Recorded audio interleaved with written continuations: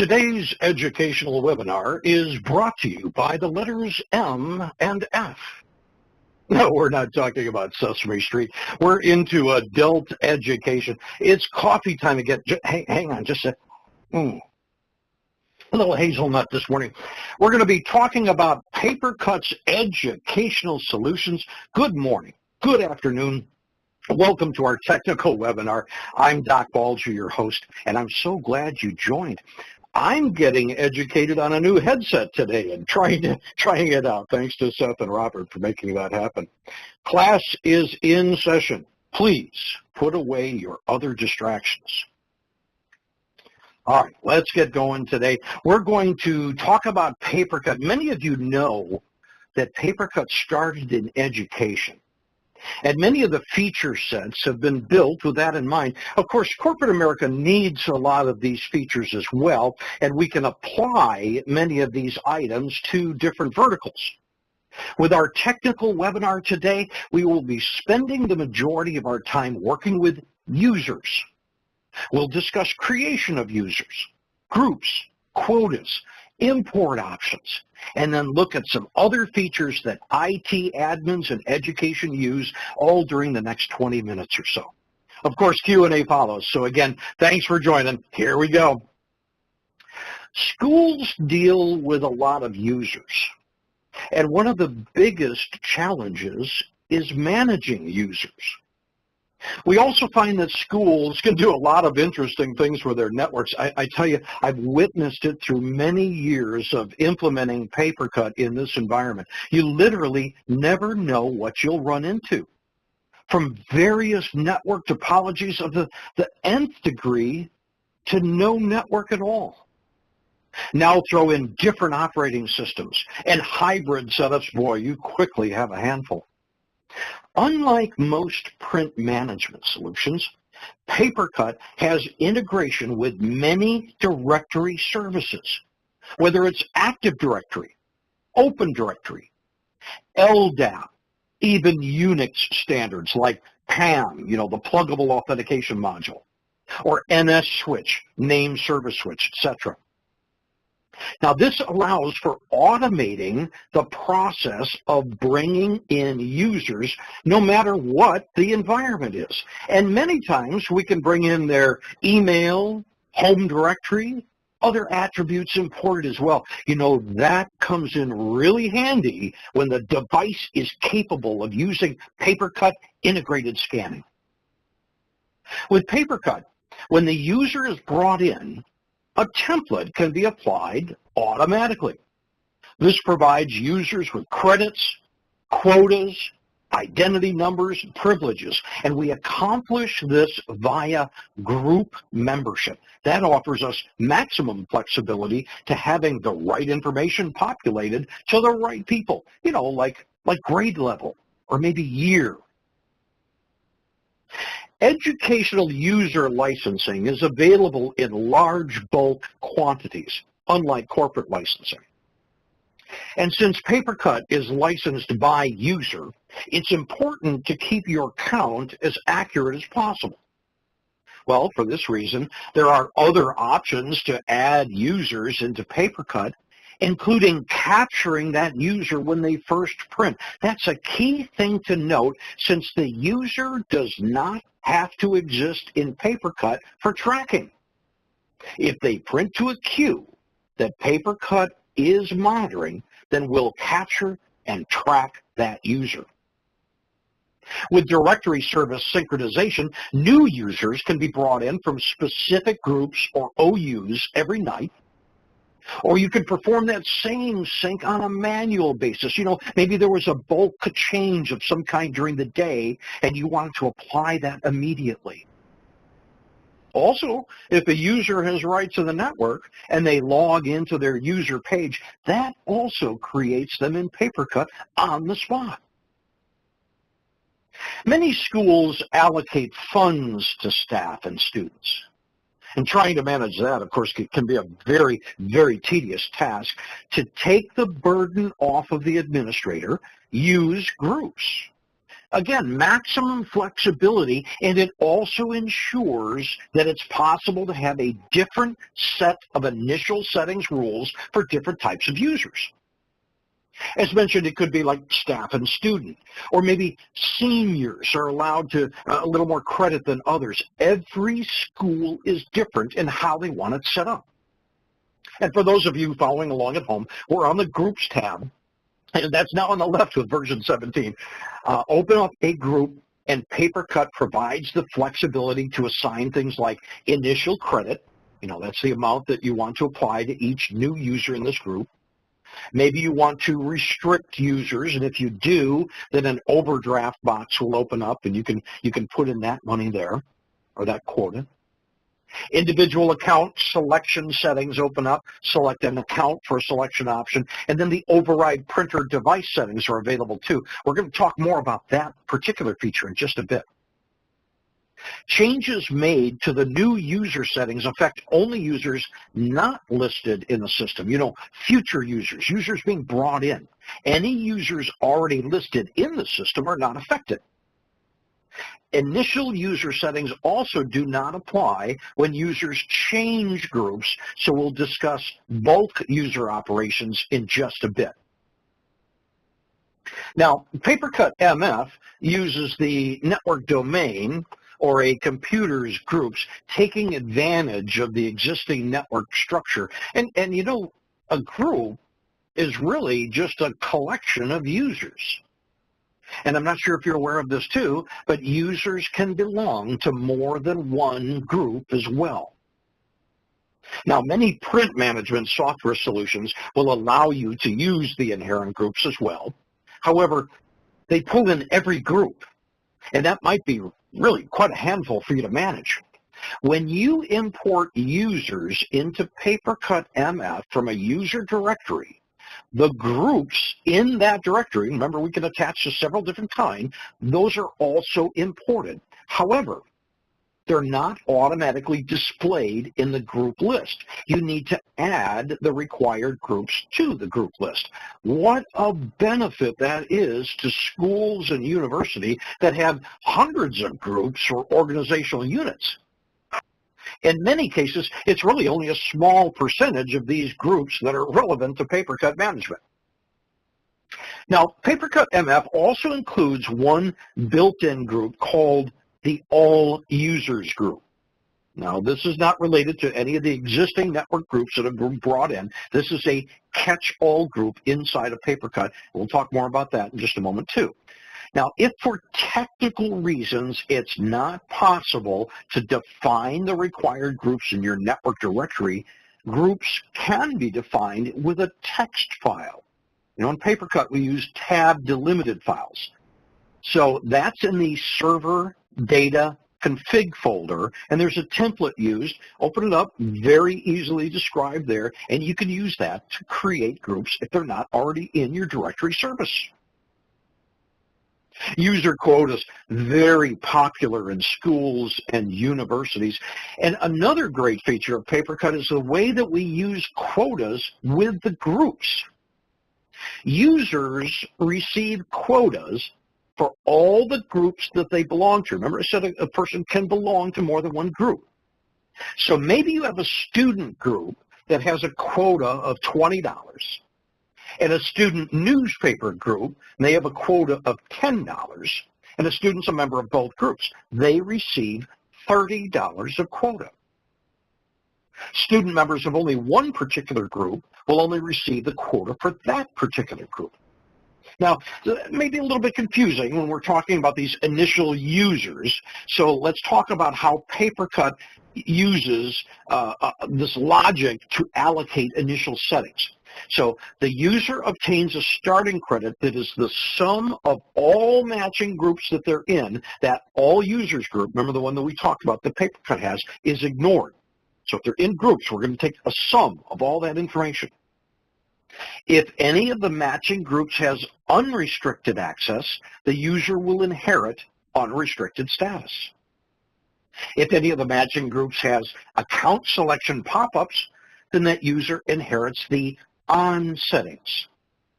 And if user does not belong to any group with new user settings defined, that's where that all users group comes in. That's in PaperCut. So the settings there will be applied to that particular student. Now, PaperCut makes it easy to set up quotas for groups. First, you just access the Groups tab, and then you add the groups that you want. Add the period and the amount that you want, and then you apply a limit to what they can accumulate. That's also optional. Click OK, and you're done. Straight, simple, elegant. That's PaperCut, of course. Now, PaperCut has the capability to easily disable printing for particular users, a really common practice in education, something I've not seen in other print management software. It may be there, I just haven't seen it. These time latches allow a user's printing to be disabled for a predetermined amount of time. After this time has passed, the user's printing is re-enabled automatically without the need for manual intervention. So we can use this for, student discipline. Maybe there's a circumstance where it might be useful to disallow printing for a student who has misbehaved in class, or they've abused computer resources, other disciplinary reasons. You can disable the user's printing for the duration of a class or even indefinitely. Once the time period is passed, printing is automatically enabled for this user. Classroom management. You could use bulk user actions to disable printing for a group of users. This is useful to stop a classroom from printing for a period of time, perhaps during an exam. User management, you've got students that are away for an extended period of time and they're going to return. So you could disable printing so that their details and balance are unchanged and no one can use that account for printing. Then it's available for that student when they return. PaperCut has the flexibility to provide multiple authentication options. So besides username and password, customers and students can use cards and possibly ID numbers. Now, this ID number could represent a student or employee number, or could just be a random number. This ID could be keyed in at the copier, the hardware terminal, release station, even their mobile unit, as an alternative to username and password. And while, we refer to this as a number, PaperCut actually permits any string containing both letters and numbers in the card/ID field. Note, this is found at the bottom of the user profile. Don't know if you know this or not, but you can also invoke two-factor authentication by using a secret PIN used in conjunction with an ID number for increased security. And who isn't talking about security these days? Both of these are in the user record of the database, the card/ID number, primary or secondary. And this means that all the admin functions related to card numbers and ID numbers are the same.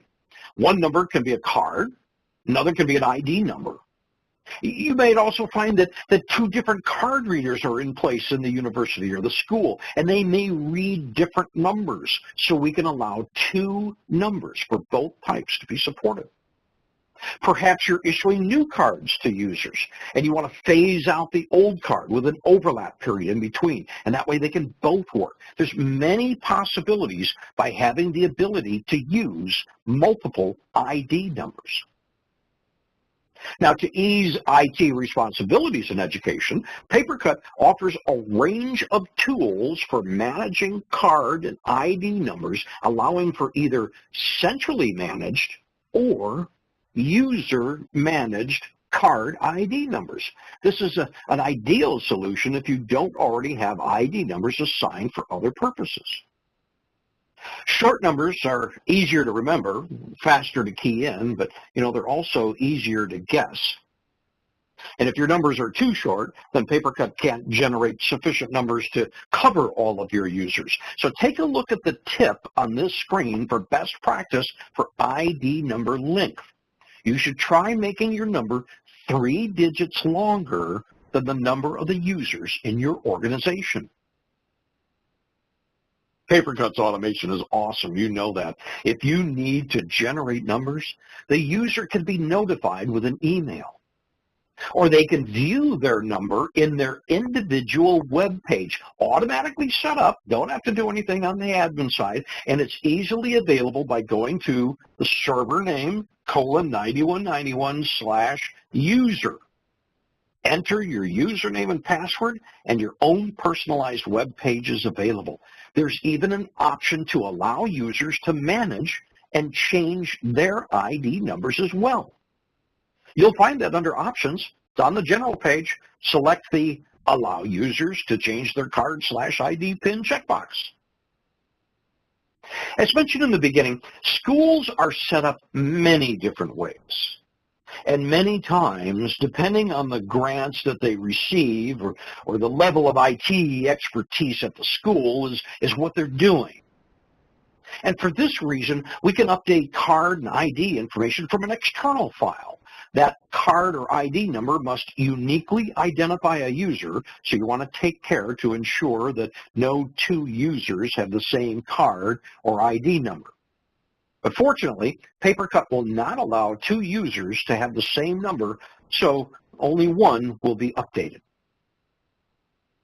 This is an example of how the text file needs to be formulated for formatted, I should say, for a manual update. You'll find this in the knowledge base.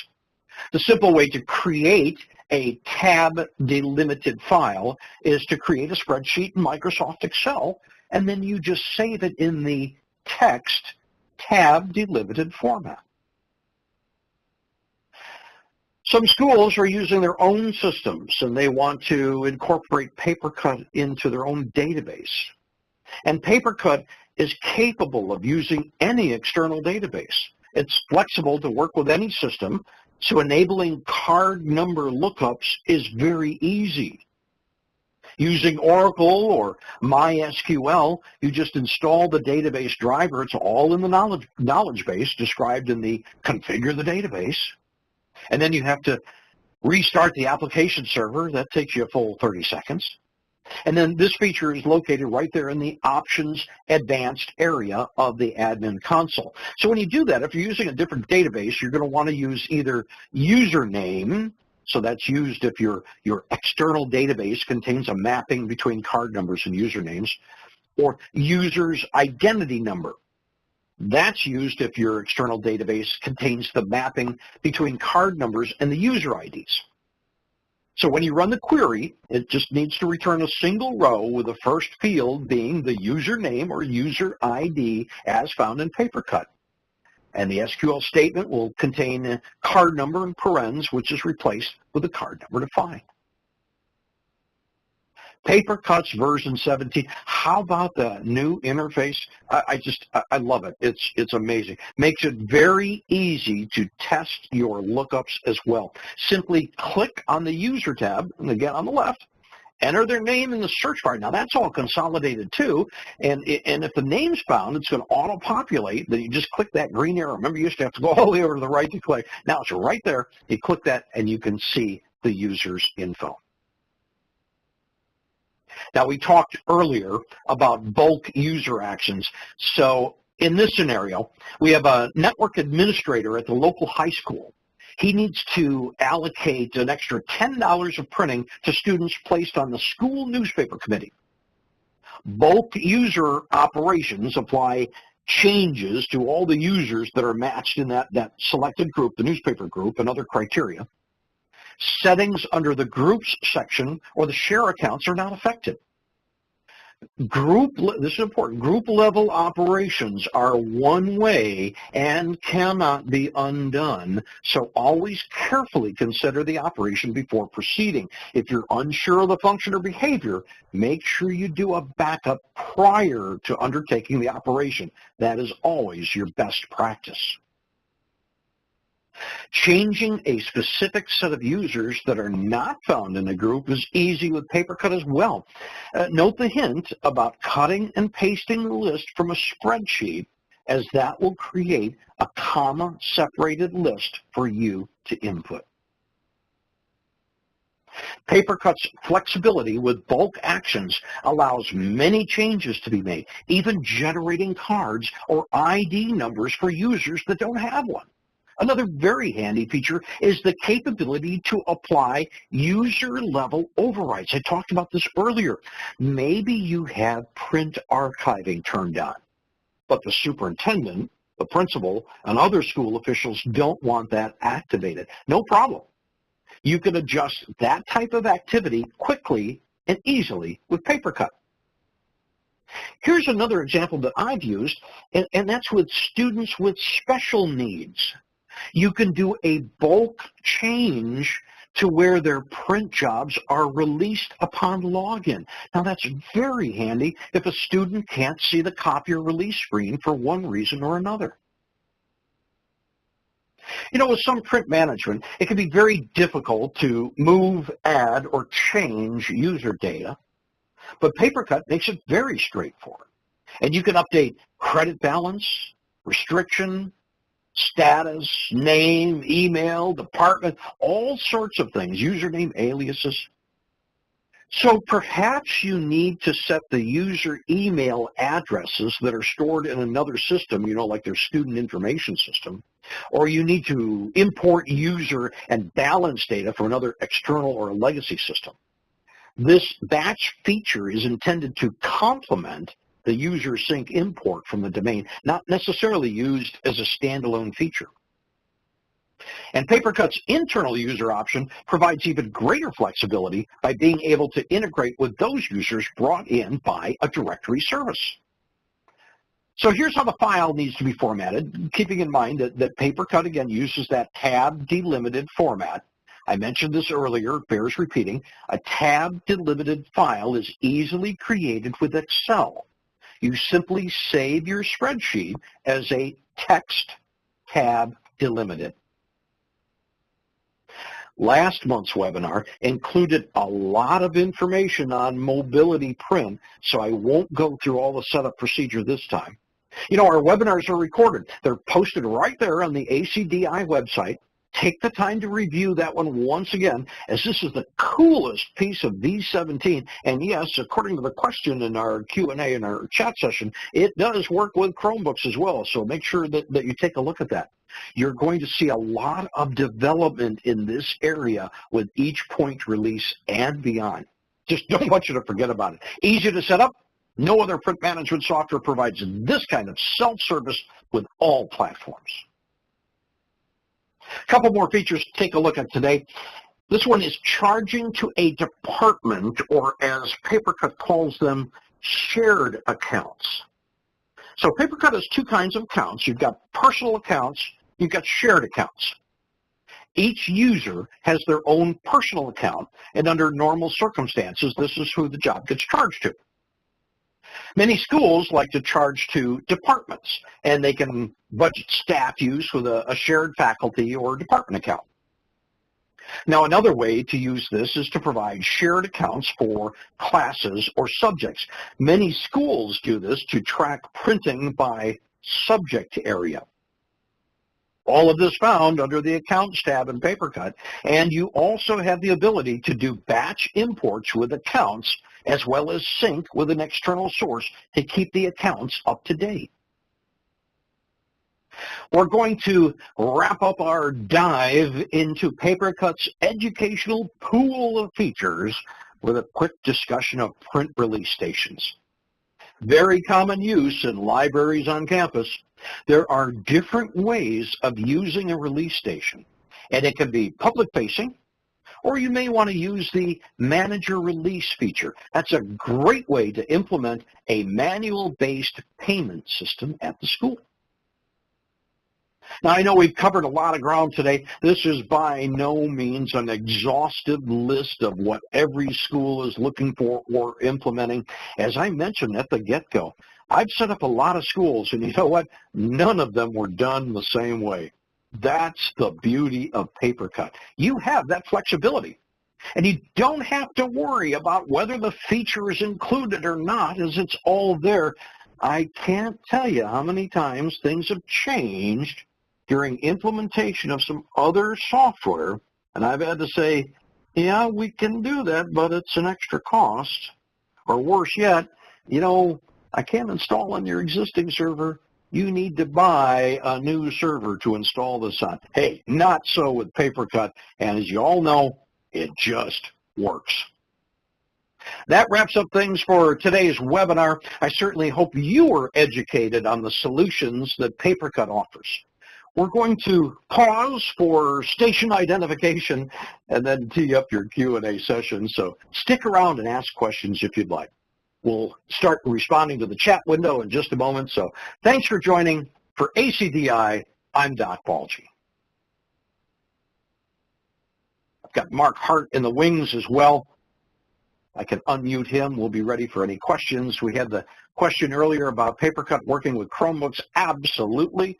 Take a look at version 17 and easily set up with your Chromebooks, as well as any platform, iOS, Android, Windows, Mac, everything included in the mobility feature. Go ahead and type your questions in the chat section if you do have them. We've covered a lot of ground today. You've either paid close attention or I put you all to sleep, but I don't think so. I talk pretty loud. Any questions today? Maybe we can try to open up the phone lines. Here, we'll open up the phone lines if you'd like to go ahead and... Since we don't have a lot of background noise, we'll go ahead and open up the lines for questions, too. So I've got we want to control, we try to say what's happening in USJ. They have a limitation to... Can I reference the site again for the videos? You want to default to the black and white. The videos on the self-serve, if that's what you're talking about with mobility, they are all, once you install PaperCut, they all come in on the admin side on port 9163, and then you'll see the share link there, if that's the one you're talking about. They try to default. He wants to give me the option to... We are getting a lot of background information from the phone, so we'll go ahead and unmute those. If you have any other questions, go ahead and do put that in the chat section. Certainly appreciate you joining today.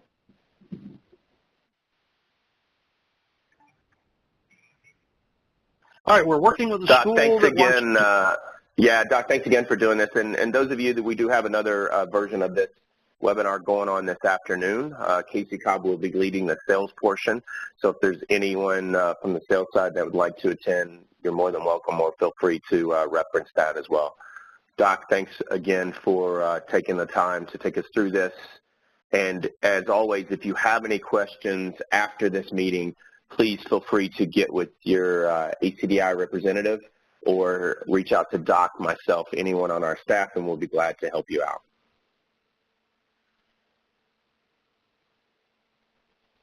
Got one quick question we'll address here before we sign off. It says we're working with a school that wants to default to black and white, but when defaulting to black and white, it will not give the option of color. Well, of course, since you set the driver to do the default, it will do that. So there's a couple other ways of doing that. You can set a group.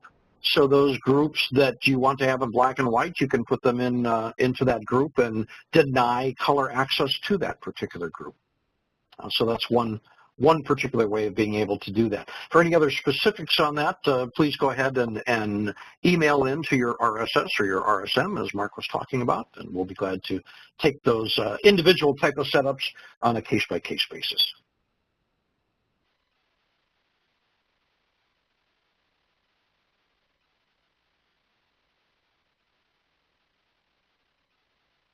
So other than any specific questions, any general questions, we'll give you just another moment for that.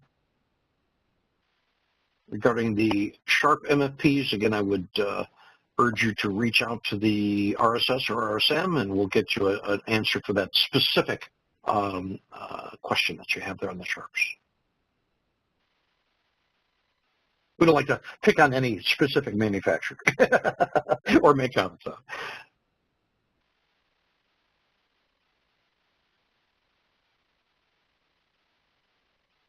All right, we'll go ahead and wrap it up for today. Like Mark mentioned, we've got our sales webinar coming up in an hour and a half. If you haven't signed up for that, please take a look at the links on our ACDI website and sign up for the sales webinar.